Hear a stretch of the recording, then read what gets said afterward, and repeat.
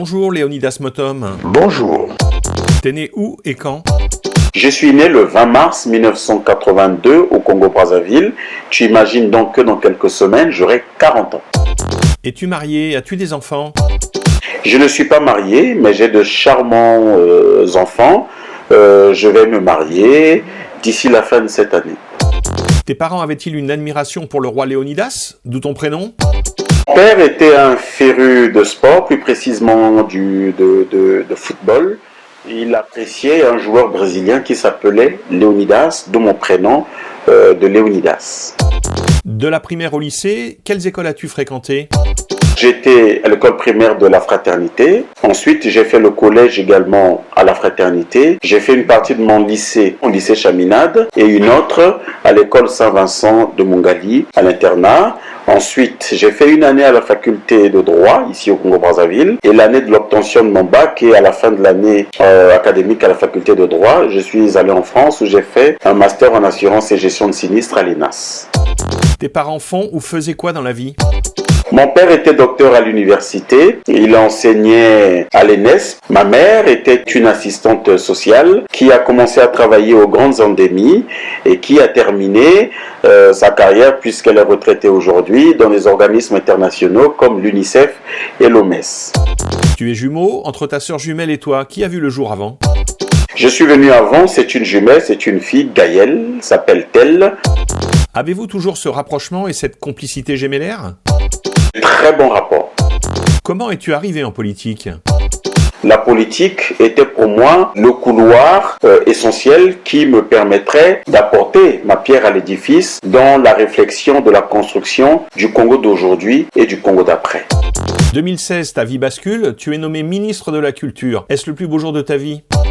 Non, ce n'est pas le plus beau jour de ma vie. Le plus beau jour de ma vie, c'est le jour où j'ai accepté Jésus-Christ comme Seigneur et Sauveur. Oui, ça bascule la vie. Ce n'est qu'une mission confiée par le président de la République pour l'accompagner dans la réalisation de son projet de société. Il se passe quoi lorsqu'on apprend qu'on est nommé ministre? À quoi et à qui on pense en premier? Tout dépend de sa conviction intime. Tout dépend des objectifs qu'on se fixe de sa carrière politique ou de l'évolution de sa vie. Mais en ce qui me concerne, je voudrais dire que c'était pour moi, et je resterai reconnaissant vis-à-vis du président de la République qui avait accepté de faire de moi son premier des ministres de la culture de la nouvelle République. À peu près 1 an et 3 mois seulement au gouvernement, un goût d'inachevé? Non, il n'y a pas de goût d'inachevé. Dès la prise de fonction, je disais à mes collaborateurs que même s'il m'arrivait de passer 2 jours à la tête de ce département, le plus important serait l'impact que nous aurons à laisser. Ce qui fait la force ou la valeur d'une fonction, ce n'est pas tant soit peu le temps qu'on passe, c'est plutôt l'impact. Et le président s'assoit l'habitude de dire que les meilleures choses qui durent, ce sont celles qui résistent à l'épreuve du temps. Or, généralement, ce qui résiste à l'épreuve du temps, c'est la pensée, c'est la vision, donc la projection. Est-on consulté avant d'être nommé? Oui, j'ai été consulté avant de rentrer au gouvernement, mais il ne m'avait pas été dit clairement que je serais ministre de la Culture. Dans la consultation, on me parlait d'une nomination à la tête d'un autre département qui n'avait rien à voir avec le gouvernement. Il n'y a plus eu de FESPAM depuis 2015. Regrettes-tu de ne pas l'avoir organisé? Regretter, oui et non. Le président de la République nous avait donné des instructions pour relancer d'abord la relation entre l'Union africaine et le FESPAM. L'Union africaine a participé de façon pratique à l'organisation de la première édition du FESPAM. Ensuite, l'Union africaine a levé le pied en ce qui concernait l'organisation de toutes les autres éditions du FESPAM. Lorsque nous sommes arrivés à la tête du département de la culture et des arts, nous avons travaillé à faire réintégrer l'Union africaine dans le processus de réorganisation du FESPAM. Ensuite, nous avons connu une crise financière qui a a affecté, qui a impacté plusieurs pays d'Afrique. Et je crois que c'est par rapport à ça que nous n'avions plus organisé de FESPAM. Cela doit être pour nous une occasion de porter une réflexion sur la capacité du ministère de la Culture à réfléchir sur l'autofinancement du FESPAM. Et donc c'est une réflexion que nous devons mener. Nous sommes très ouverts à mettre à la disposition du ministère de la Culture un certain nombre d'idées dans ce sens. Ta plus grande réalisation en tant que ministre? Il faut d'abord dire que lorsqu'on devient ministre, on n'a pas de grandes réalisations à faire puisqu'on vient au gouvernement pour appliquer la politique du président de la République. Nous avons donc, au sorti de l'élection présidentielle de 2016, nous avons organisé à l'occasion de la fête de la musique un boulevard artistique jamais organisé dans l'histoire des fêtes de la musique dans notre pays. Nous avons mobilisé l'avenue de la Paix en partant du rond-point Mungali jusqu'au rond-point Poto-Poto. Nous avions installé plus de 300 groupes. Nous avions eu ce jour-là des visites de plus de 10 000 Congolais selon les chiffres des services de police.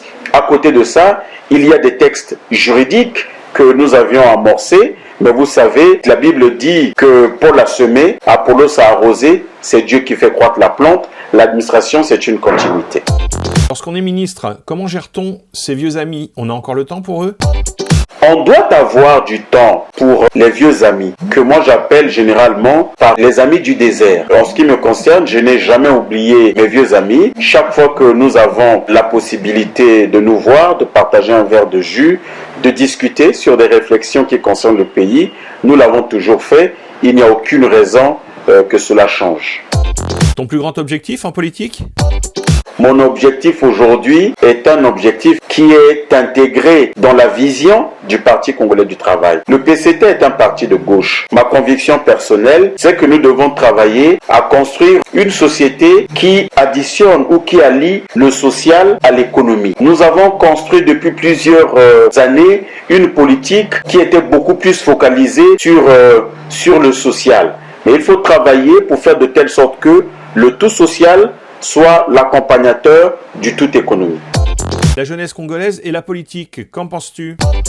Je suis partisan d'une équation simple, c'est celle de l'expérience et de l'espérance. Je suis d'une génération qui pense tout savoir et qui à la fin n'est responsable de rien. Je pense que la jeunesse congolaise a tout intérêt à être une jeunesse de l'apprentissage. Nos aînés ont de l'expérience, mais nous sommes l'espérance de ce pays. Nous sommes appelés à assurer la pérennité des institutions de notre pays. Je suis membre du bureau de l'Assemblée nationale, mais c'est avec beaucoup de plaisir que j'apprends au pied des hommes comme Isidore Mvouba, Léon Alfred Opimba, Pierre Obombi et bien d'autres. Je suis jeune dans cet environnement, mais j'apprends beaucoup pour aujourd'hui et pour demain. Député depuis 2017 et deuxième questeur à l'Assemblée, ça change du gouvernement? Oui, ça change du gouvernement simplement parce que c'est deux institutions différentes. Le gouvernement répond aujourd'hui dans le cadre de l'exécutif. Au niveau de l'Assemblée nationale, j'agis en tant que législateur, mais contrôleur de l'action gouvernementale. À l'âge que j'ai, et grâce au président de la République, j'ai l'avantage aujourd'hui d'être capable de faire une lecture sur l'exécutif, mais aussi de faire une lecture sur le législatif, ce qui me donne deux leviers qui me permettent d'avoir une vue panoramique sur l'environnement politique de notre pays. Ça change donc, oui, du gouvernement, mais je me sens bien là où je suis. Je suis un soldat du président Denis Sassou Nguesso. Partout où le président de la République penserait m'utiliser, je répondrai, me voici, envoie-moi. Combien de propositions de loi à ton actif? Cela fait aujourd'hui 5 ans que je suis à l'Assemblée. Je suis initiateur d'une proposition de loi sur le statut juridique des artistes. Une proposition de loi qui a été validée à l'Assemblée nationale et qui est en seconde lecture au niveau du Sénat. Quel est ton passe-temps favori? Mon passe-temps favori, c'est la lecture et le sport. Quel est ton plat préféré? Mon plat préféré, c'est le péké, qui est un plat du département de la Sangha. Ta musique préférée? Ma musique préférée est une musique de genre rumba. J'aime beaucoup écouter ce chant de Milly Abel dont le titre est Nairobi.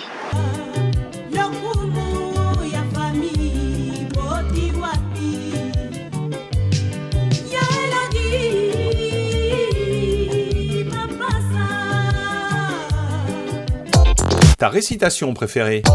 Ma récitation préférée, en fait, j'en ai deux du même auteur. C'est la cigale et la fourmi, ainsi que le corbeau et le renard, qui pour moi sont des leçons de vie.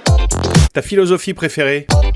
Lorsque je parle de philosophie préférée, je parle de pensée, je parle de réflexion. Ma philosophie préférée est une philosophie qui consiste à travailler toujours pour faire de telle sorte que l'intérêt commun domine toujours sur l'intérêt personnel. À part le président Sassou, l'homme politique qui t'inspire?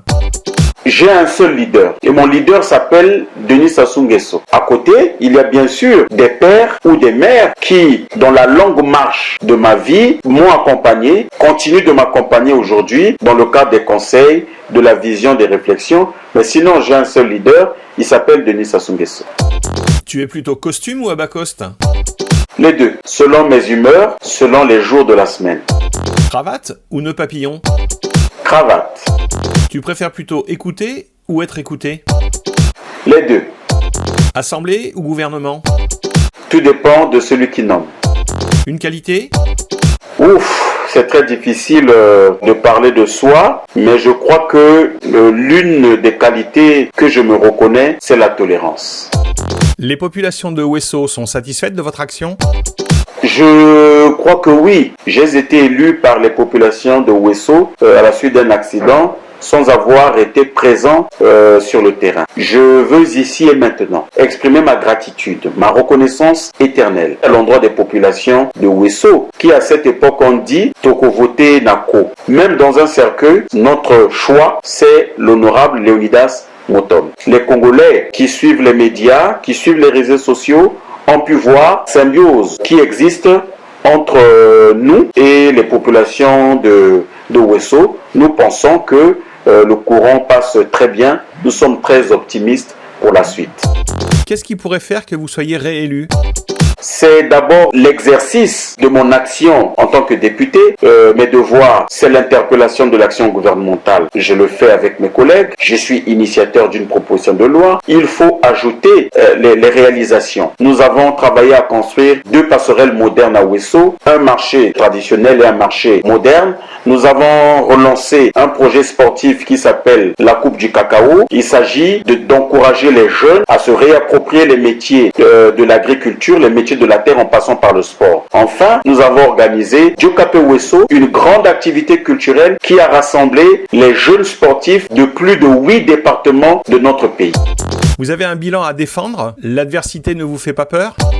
L'adversité ne me fait pas peur, l'adversité me stimule, l'adversité me donne du courage. Je suis beaucoup plus dangereux lorsque je suis en face de l'adversité que lorsque je n'ai pas d'adversité devant moi. Léonidas Motom, connais-tu le principe de cette émission?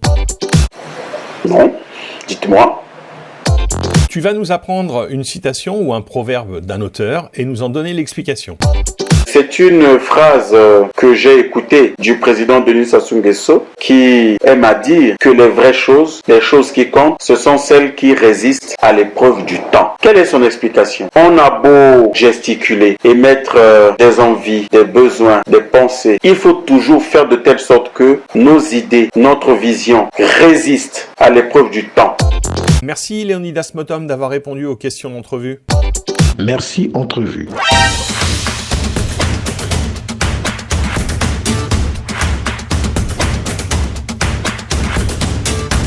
Et pour ne rien rater de nos prochaines entrevues, likez, partagez, abonnez-vous et activez la cloche.